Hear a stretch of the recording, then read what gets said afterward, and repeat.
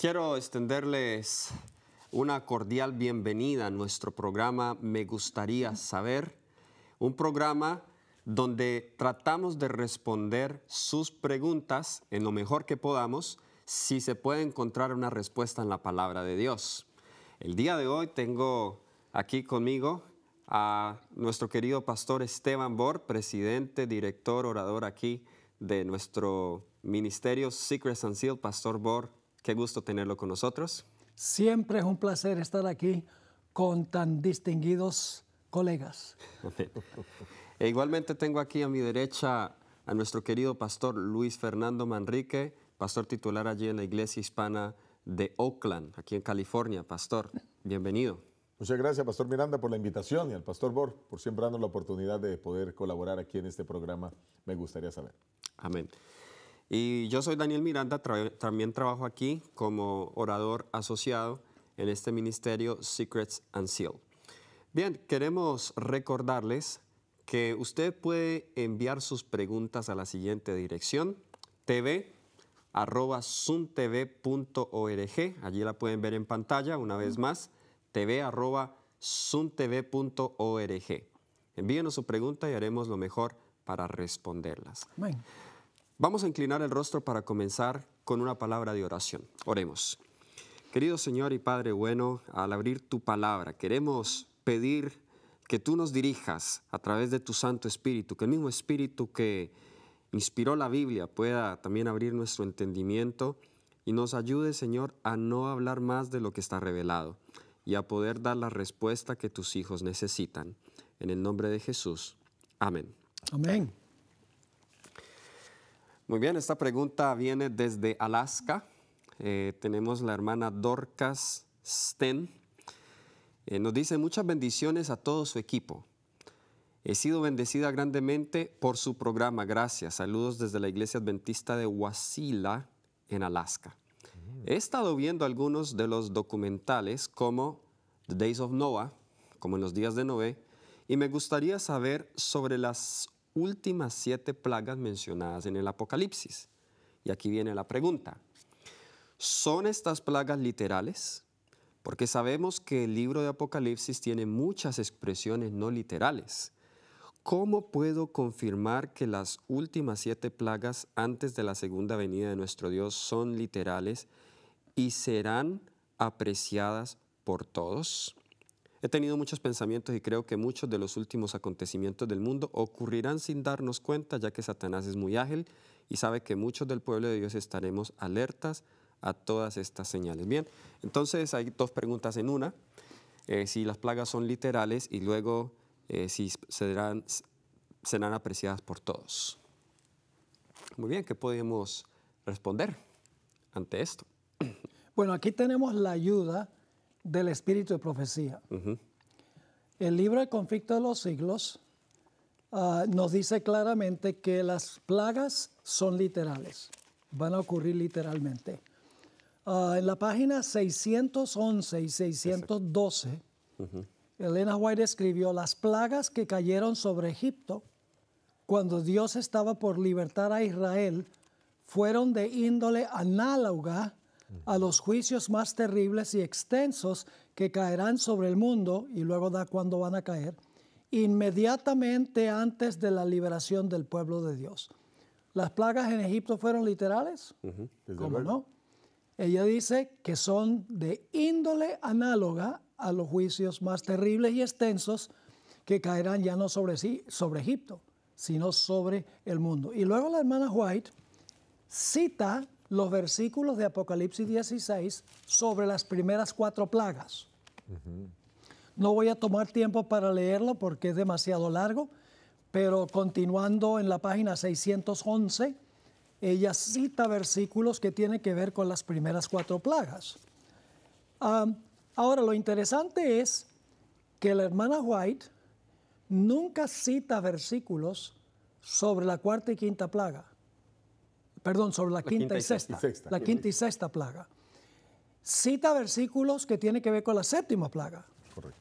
Es decir, dice las primeras 4 plagas, Elena White cita los versículos, dice que son literales. Luego más adelante en el libro cita la séptima plaga y dice que es literal. Pero no parece decir nada sobre la plaga número 5 y número 6. No cita los versículos. Por eso algunos creen que la hermana White no tenía nada que decir en cuanto a la oscuridad de la quinta plaga y el secamiento del Éufrates de la sexta plaga. Pero sí tenía mucho que decir. Pero uno tiene que ir a la página, a ver si consigo, páginas 619 y 620 del Conflicto de los Siglos para comentar sobre las plagas número 5 y número 6. Tal vez puedo leer nada más algunos párrafos aquí. Dice, cuando los que honran la ley de Dios hayan sido privados de la protección de las leyes humanas, empezará en varios países un movimiento simultáneo para destruirlos. Conforme vaya acercándose el tiempo señalado en el decreto, el pueblo conspirará para extirpar la secta aborrecida. Se convendrá en dar una noche el golpe decisivo que reducirá completamente al silencio la voz disidente y reprensora. El pueblo de Dios, algunos en las celdas de las cárceles, otros escondidos en ignorados escondrijos de bosques y montañas, invocan aún la protección divina, mientras que por todas partes compañías de hombres armados, instigados por legiones de ángeles malos, se disponen a emprender la obra de muerte. Estas son las aguas del Éufrates. El Éufrates es un término simbólico que se refiere muy literalmente a muchedumbres, naciones y lenguas, todos los impíos del mundo. Sigue escribiendo. Entonces, en la hora de supremo apuro, es cuando el Dios de Israel intervendrá para librar a sus escogidos. Un poquito más adelante dice, multitudes, que son las aguas sobre las cuales se sienta la ramera. Representan multitudes, naciones, lenguas y pueblos. Multitudes de hombres perversos, estas son las aguas del Éufrates, profiriendo gritos de triunfo, burlas e imprecaciones, están a punto de arrojarse sobre su presa. Ese es cuando llega el momento, cuando el Éufrates está en su auge, que representa las muchedumbres. Luego dice, cuando de pronto densas tinieblas, plaga número 5, la oscuridad, densas tinieblas más sombrías que la oscuridad de la noche caen sobre la tierra.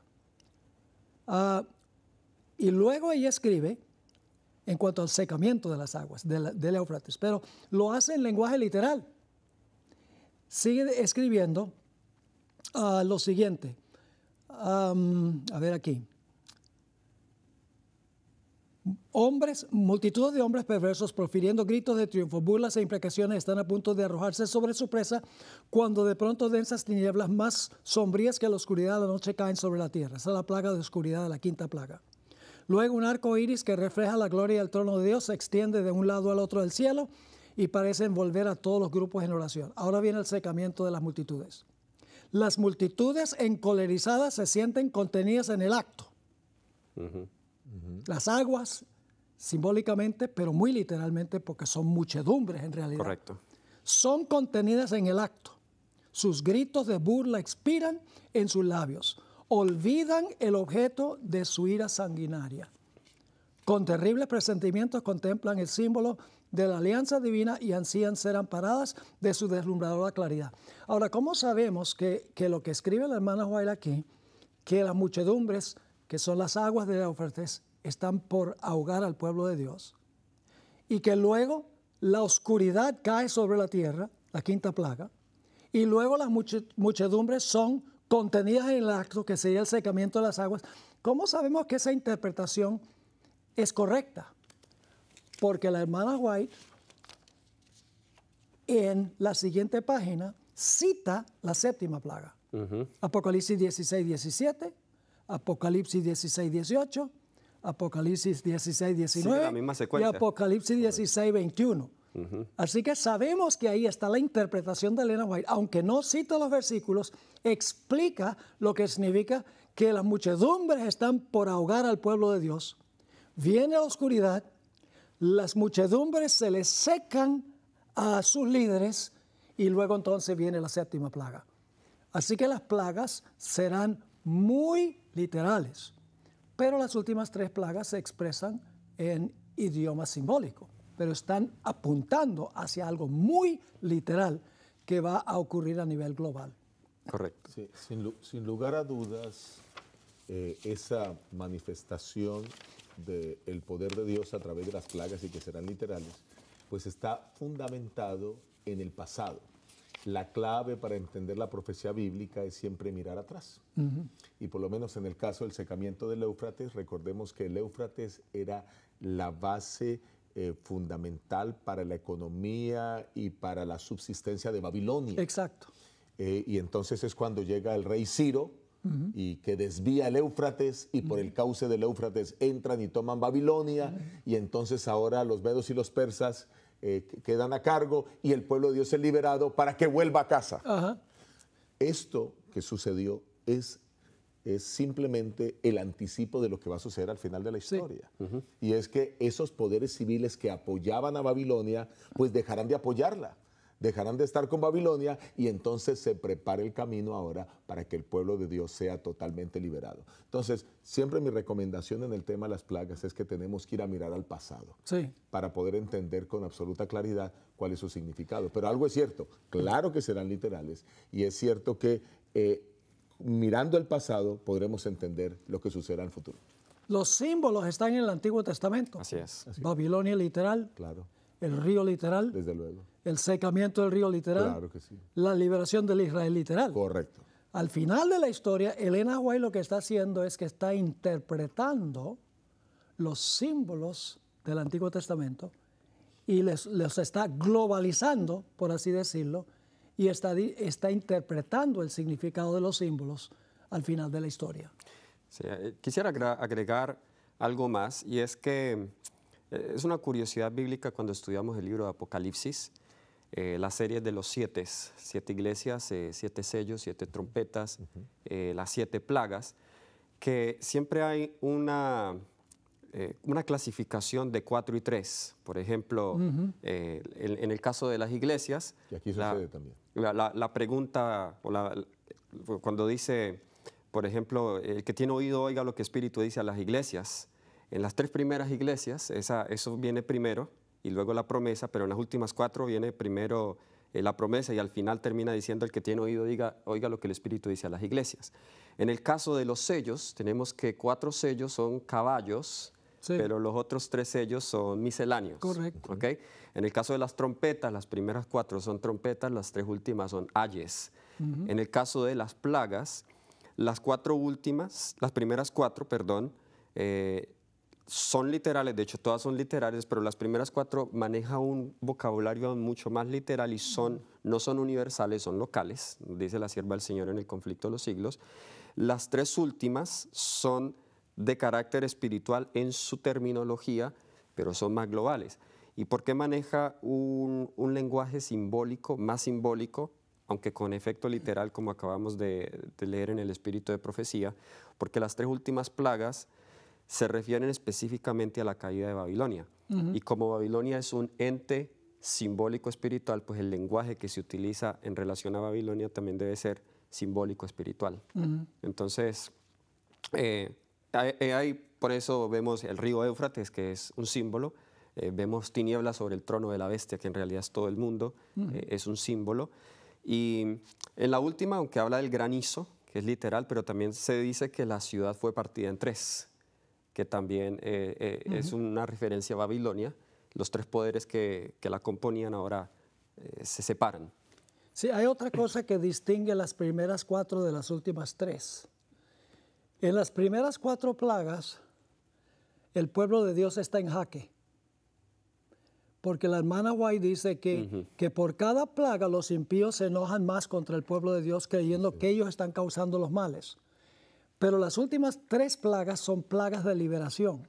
Sí, sí. Por eso, cuando la hermana White describe que las muchedumbres están por caer sobre el pueblo de Dios, luego dice que viene la oscuridad y entonces las muchedumbres son contenidas, ella pone eso en el capítulo que se titula La liberación del pueblo de Dios. Es decir, durante las últimas 3 plagas el pueblo de Dios no está en peligro ya. Porque con la 5ª plaga de oscuridad los impíos se dan cuenta, porque los impíos están en la oscuridad y los santos están en luz. Entonces ellos van a mirar a sus líderes espirituales y van a decir, pero si ustedes dijeron que ellos eran los de las tinieblas y nosotros éramos de la luz, pero nosotros estamos en tinieblas. pasa lo mismo que al pie del Mar Rojo. La Biblia dice que para el campamento del pueblo de Israel era luz, mientras que para los impíos egipcios era tinieblas y oscuridad.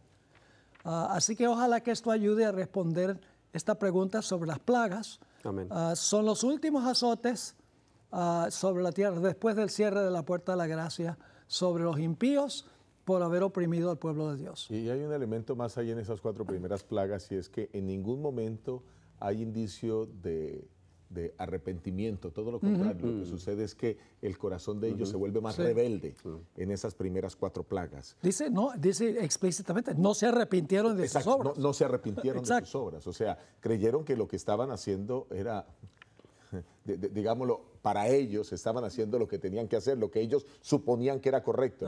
Y ahora, qué lindo cómo terminan las plagas dando esa libertad gloriosa. Amén. Así que bueno, eso está muy claro. Siempre es importante que revisemos el pasado y miremos los símbolos en el pasado para poder entender el tema en el futuro. Amén. Amén.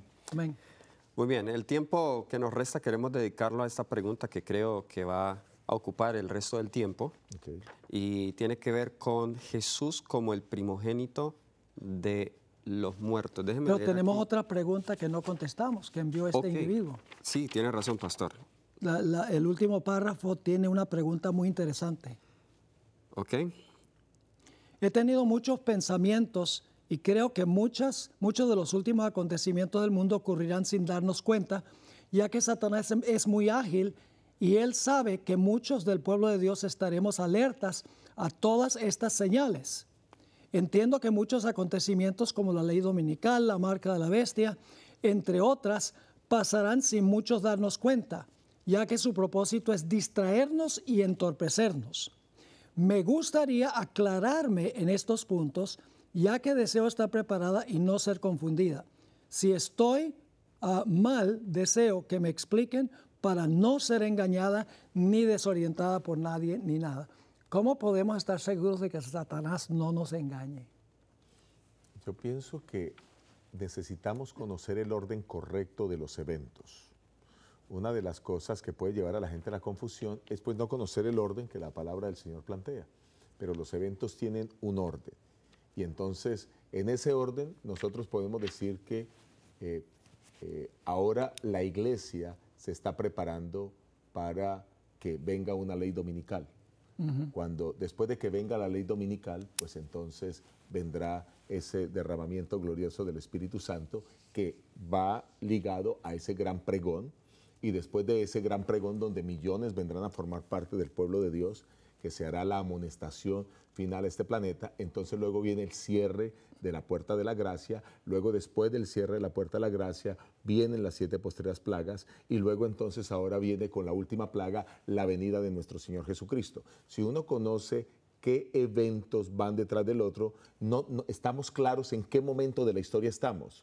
A mí me parece que muchos, no sé si esa es la intención de la pregunta, quizás no puedo visualizar toda la intención, pero pareciera cuando dice que algunos eventos están pasando incluso sin darnos cuenta, no sé si está haciendo referencia a qué tipo de eventos, pero cuando uno sabe en dónde estamos en la historia, uno dice, ok, ¿ahora qué estamos esperando? Pues que finalmente una ley dominical venga para que todos los otros eventos se desarrollen al pie de la letra. Eso en primer lugar, conocerlo. Lo otro, pues estudiar la palabra, porque necesitamos llegar a entender que Dios ha revelado con detalle a sus hijos cómo serán los eventos finales. Y eso es lo que acabamos de ver precisamente a través de las plagas. Las palabras claves que esta persona presenta es cómo nos distrae y nos entorpece Satanás para que no podamos entender las señales y para podernos engañar. Y creo que la respuesta está en a lo que nosotros dedicamos el tiempo. Si estamos viendo televisión, películas, las redes sociales, el internet, Estamos distraídos. todo eso nos distrae de conocer lo que va a pasar al final de la historia para que podamos estar listos. Entonces, ¿qué debemos hacer? Debemos leer la palabra, debemos orar como nunca y debemos estar ocupados en las cosas del Señor, en compartir el mensaje, activos en la iglesia, para que Satanás entonces no se pueda meter con nosotros. Y claro, estar al tanto de las señales, porque en Mateo 24, antes de dar todas las señales, Jesús le dijo a sus discípulos, no a los mundanos, a los discípulos, mirad que nadie os engañe. Y luego entonces vienen todas las señales.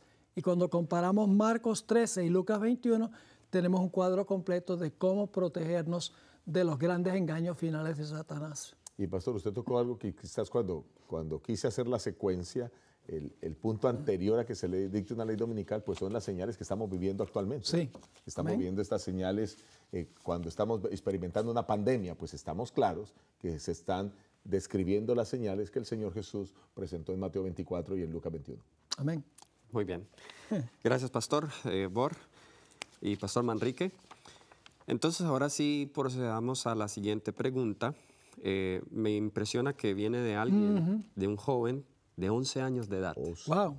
Jeremías Gabriel. Si nos estás viendo, Jeremías, un saludo para ti. Te felicitamos por estar estudiando la Biblia a tu edad, y esta pregunta es muy profunda. Él quiere que le ayudemos a entender Apocalipsis 1:5, que dice: de Jesucristo el testigo fiel, el primogénito de los muertos y el soberano de los reyes de la tierra, al que nos amó y nos lavó de nuestros pecados con su sangre. Entonces dice, ¿qué significa que Jesús es el primogénito de los muertos? Y tengo otra pregunta. En sus predicaciones usted habla cómo su mamá lo envía a estudiar inglés. Bueno, es una pregunta ya más personal para el pastor, pero esa creo que la respondimos a él personalmente al correo. Yo le envié un correo respondiendo esa pregunta personalmente. Pero la primera, ¿qué significa que Jesús es el primogénito de los muertos? Comencemos por el texto, otra vez el texto. Muy bien, Apocalipsis 1:5. Muy bien. Apocalipsis 1:5, vamos a volverlo a leer una vez más. Nos dice: y de Jesucristo, el testigo fiel y verdadero, el primogénito de los muertos, el soberano de los reyes de la tierra, al que nos ama, nos ha lavado de nuestros pecados con su sangre. Muy bien. Primogénito de los muertos. Necesitamos entender algo muy importante desde un comienzo. Y es que la palabra primogénito aquí no significa el primero. Porque Jesús no fue, en términos temporales, el primero en resucitar. Correcto. Porque hubo antes que él 7 personas que resucitaron, entre los cuales estaba Moisés, el hijo de la viuda de Sarepta, entre otros, varios. Lázaro, el hijo de la viuda de Naín, la hija de Jairo. Hubo 7 antes. Así que no puede significar primogénito de los muertos que Jesús fue el primero en resucitar. La palabra primogénito se refiere a la preeminencia de la resurrección de Cristo. Exacto. Primero en importancia. Sí, Jesús dijo, porque yo vivo, vosotros también viviréis. Es decir, su muerte y resurrección garantizan nuestra resurrección si llegásemos a morir. En otras palabras, es como cuando dice que Jesús es el primogénito, esto está en Colosenses 1:15, es el primogénito de toda la creación. Entonces la gente dice, fue el primer ser creado, porque dice el primogénito de toda la creación. Pero lo que significa es que Jesús es el preeminente de todo lo que ha sido creado. No significa que fue el primero en nacer. Así que la palabra primogénito se refiere a no necesariamente primero en tiempo, sino primero en rango, primero en importancia. Por ejemplo, Dios dijo que Israel era su primogénito, pero Israel no nació primero. Así es. Dijo que David era su primogénito, pero David era el más joven. Significa que era el preeminente, el que Dios había escogido para cumplir un plan. El punto aquí es que en ese sentido Jesús puede ser considerado el primero porque en virtud a esa resurrección de Jesús, todos los que murieron antes de Él y todos los que murieron después de Él solo podrán resucitar a través de Él. Correcto. Entonces, en ese sentido es que se está usando la palabra primogénito aquí. Él tiene la preeminencia de la resurrección. En otras palabras, si Jesús no hubiese resucitado, pues no habría oportunidad ni esperanza para ninguno de los que esperaban la resurrección. Y puedo leer aquí de 1 Corintios 15, precisamente ese punto.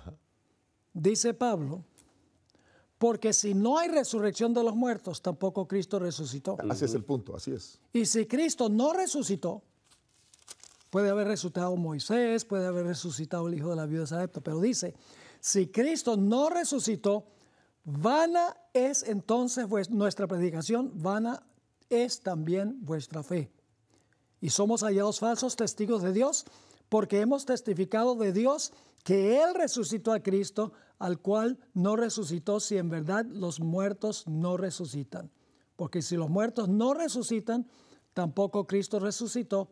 Y si Cristo no resucitó, vuestra fe es vana, aún estáis en vuestros pecados. También, ahora viene la clave, los que durmieron en Cristo perecieron. Así que su resurrección garantiza la de todos los demás. Hay una diferencia entre Jesús que resucitó y todos los demás que resucitaron. Y esa la presenta precisamente Juan 10:18. Nadie me la quita, sino que yo de mí mismo la pongo. Tengo poder para ponerla y poder para volverla a tomar.